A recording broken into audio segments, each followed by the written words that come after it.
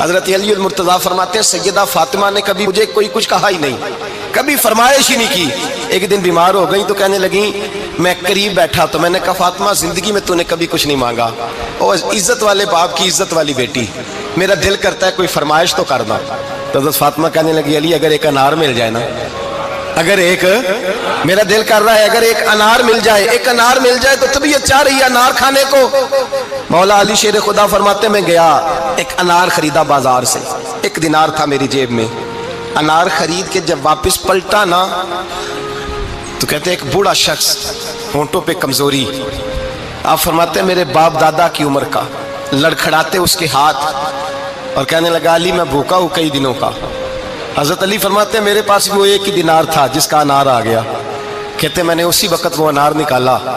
اس شخص کے ہاتھ میں رکھا، بوجھل قدموں سے جب میں اندر داخل ہوا نا تو پاک رسول کی پاک بیٹی،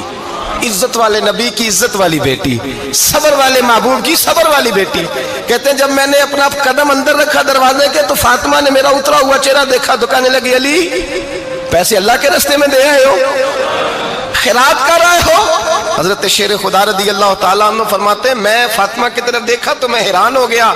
میں نے کہا فاطمہ تجھے، کہنے لگی مجھے یقین ہے آپ انار لینے گئے تھے، آپ نے خرید بھی لیا تھا،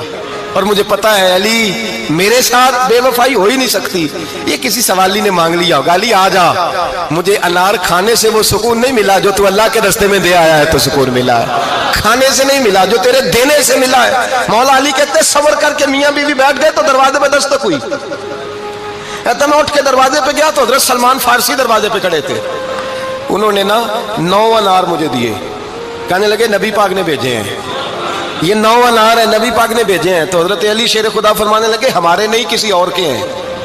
ہمارے نہیں کسی پڑوسی کے ہیں، دائیں بائیں دیکھ لے، کہنے لگے نہیں تمہارے ہی ہیں، فرمانے لگے نہیں میرے ہوتے تو 10 ہوتے،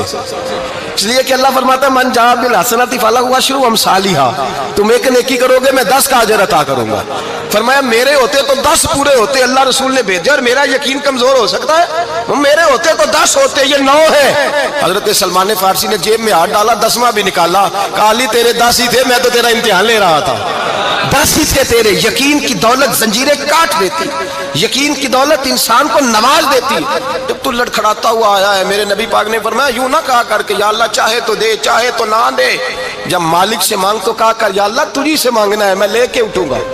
تو مجھے دے گا۔ فرمایا جتنا تیرا یقین کامل ہوگا اتنا ہی اللہ تجھے جھولی بھر کے عطا فرمائے گا۔